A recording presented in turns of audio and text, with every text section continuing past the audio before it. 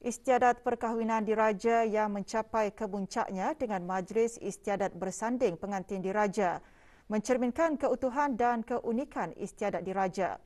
Istiadat tersebut membuka lembaran sejarah bagi kerabat diraja Brunei dan negara untuk menjadi ristaan zaman berzaman. Detik bersejarah dan gilang gemilang itu juga disaksikan oleh rakyat negara Brunei Darussalam di luar negara yang berpeluang mengikutinya melalui saluran RTB Go.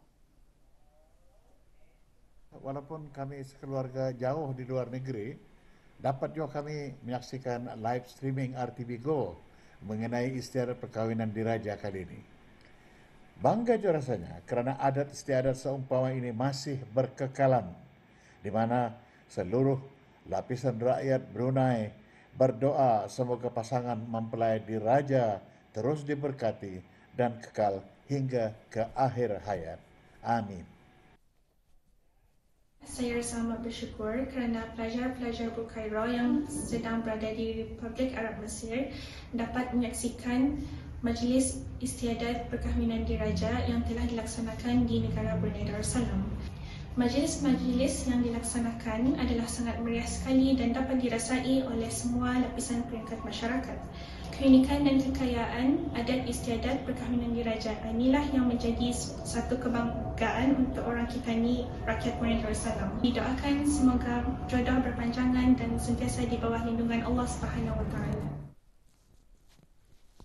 RTB Go bukan sahaja dapat diakses oleh orang kita ni yang berada di Brunei Darussalam, malahan kami yang berada di perantauan ini juga dapat mengaksesnya dan mengikuti acara-acara dan maklumat-maklumat terkini melalui aplikasi RTB Go ini. Majlis ini menzahirkan kekayaan adat istiadat diraja Brunei dan tradisi kemelayuan yang kita miliki, yang mana jarang kita ni dapati di tempat-tempat yang lain. Semoga pengantin diraja kekal bahagia hingga ke akhir hayat.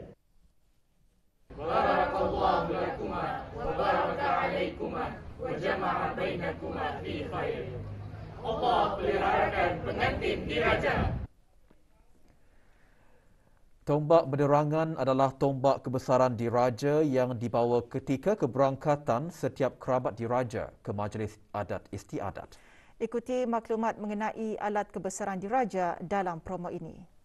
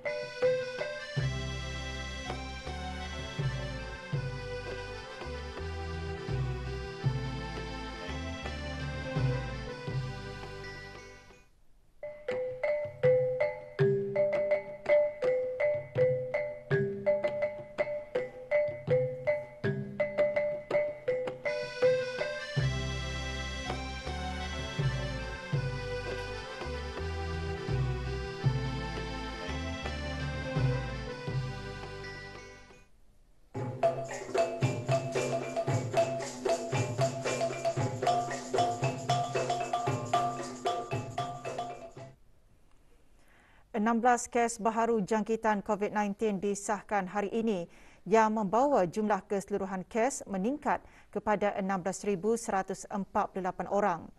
Yang berhormat Datuk Seri Setia Dr. Haji Awang Muhammad Isham bin Haji Jaafar, Menteri Kesihatan, menyatakan demikian semasa sidang media situasi terkini jangkitan COVID-19.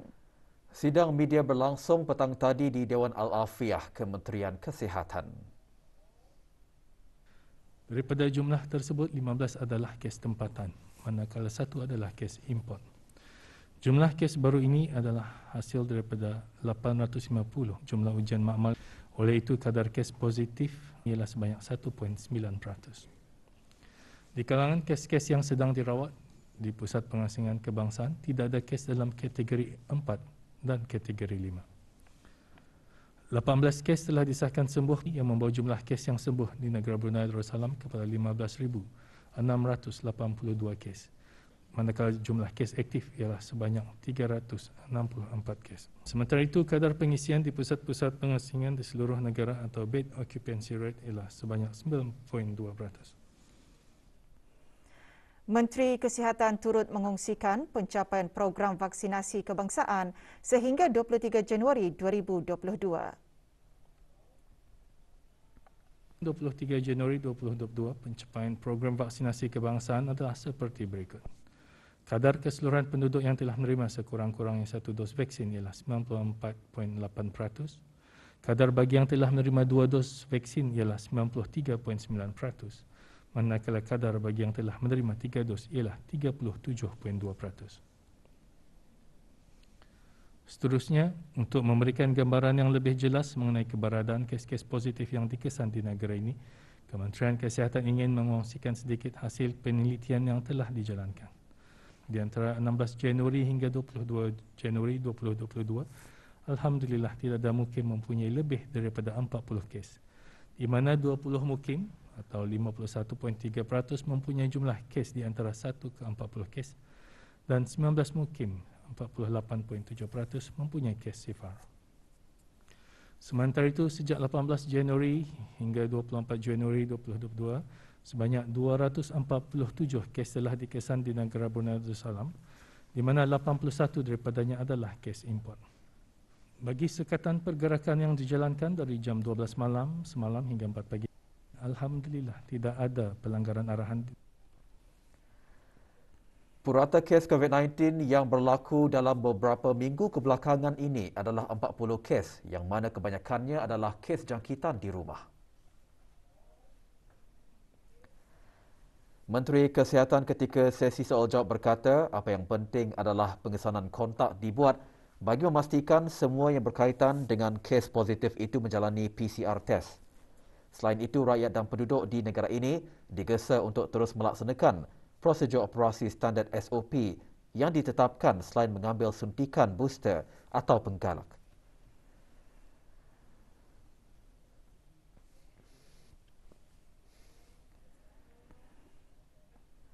Seorang penduduk tetap Brunei, Chen Chivun, berumur 52 tahun, pengurus sebuah syarikat penghantaran barang, hari ini didakwa di Mahkamah Magistrate Bandar Seri Begawan atas satu kesalahan bersubahat di bawah bab 6(b) Akta Pencegahan Rasuah Penggal 131, dibaca dengan bab 13 di bawah akta yang sama. Kes ini telah dirujuk oleh Jabatan Kastam dan Eksais Diraja JKED kepada Biro Mencegah Rasuah BMR, di mana seorang lelaki warga negara Filipina bernama Argel Sanchez David, pekerja dari syarikat penghantaran barang tersebut, dilaporkan telah menawarkan rasuah kepada seorang pegawai kastam kerana pelanggaran dalam pengisytiharan kastam. Chen Chivun antara September 2021 dan 4 Oktober 2021 telah menghasut Argel Sanchez David, pekerja syarikat penghantaran barang, untuk memberi wang rasuah sebanyak RM20 sebagai dorongan atau ganjaran kepada seorang pegawai pemeriksa kastam dari JKED untuk tidak mengambil tindakan terhadap Argel atas pelanggaran dalam pengisytiharan kastam, dan hasutan tersebut menyebabkan Argel telah memberi rasuah sebanyak RM20 kepada pegawai pemeriksa kastam pada 4 Oktober 2021 bertempat di kaunter pembayaran bahagian guard house dan pos ofis Pelabuhan Muara.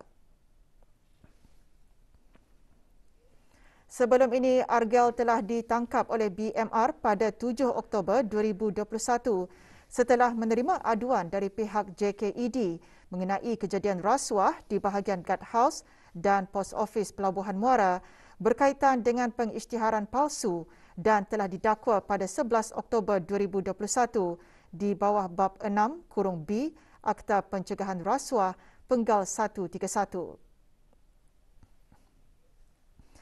Hari ini, semasa sebutan mahkamah secara maya di premis BMR, pertuduhan dibacakan kepada Chen Chivun dan tidak ada pengakuan diambil.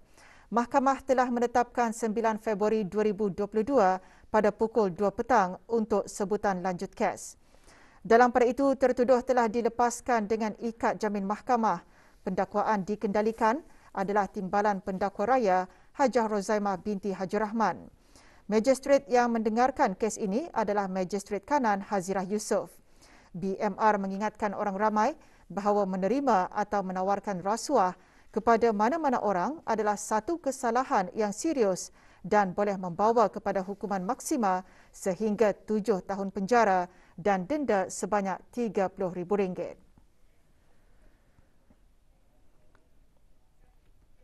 Operasi mencari seorang remaja lelaki tempatan yang dikuatiri lemas di Sungai Tempurung, kawasan Taman Rekreasi Batang Duri, Mukim Amur di daerah Tempurung, masih diteruskan selepas mangsa dilaporkan hilang sejak pagi tadi. Mangsa awang Abdul Azizi bin Latif dipercayai lemas semasa menjalankan aktiviti riadah di perairan sungai berkenaan. Gerakan menyiasat dan mencari mangsa melibatkan anggota bomber penyelamat Operasi G, cawangan daerah Tempurung, anggota Polis Diraja Brunei bersama anggota Polis Daerah Polis Tempurung sebaik sahaja menerima panggilan. Kejadian hanyut sekitar pukul 9 lebih dan kami mandi sebelah kiri kan ujung-ujung itu, bukan ke tengah. Dan kejadian itu ketika mangsa ni naik turun lah satu. Lepas kejadian itu berlaku, kami terus dan lagi dapat jauh sudah kami terus naik ambil barang-barang kunci mobile, toskol bomba dan polis. Seorang lelaki tempatan dijatuhi hukuman denda sejumlah RM8,008 setelah didapati melanggar Seksyen 146-1-D Perintah Eksais 2006 kerana memiliki barangan tegahan. Pengiran Muhammad Abid Safwan bin Pengiran Wasli berumur 25 tahun telah ditahan di kawasan Jalan Pasir Berakah setelah didapati memiliki 10 kartun dan 1 paket rokok pelbagai jenis di dalam kenderaannya. Penahanan dilakukan oleh para pegawai penguatkuasa undang-undang Jabatan Kastam dan Eksais Diraja pada 27 Oktober 2021. Jika dia gagal membayar denda tersebut, dia akan dijatuhi hukuman penjara selama 8 bulan. Mahkamah memberi tempoh sehingga 25 Julai 2022 bagi menjelaskan denda. Semua barang tegahan dirampas untuk dimusnahkan.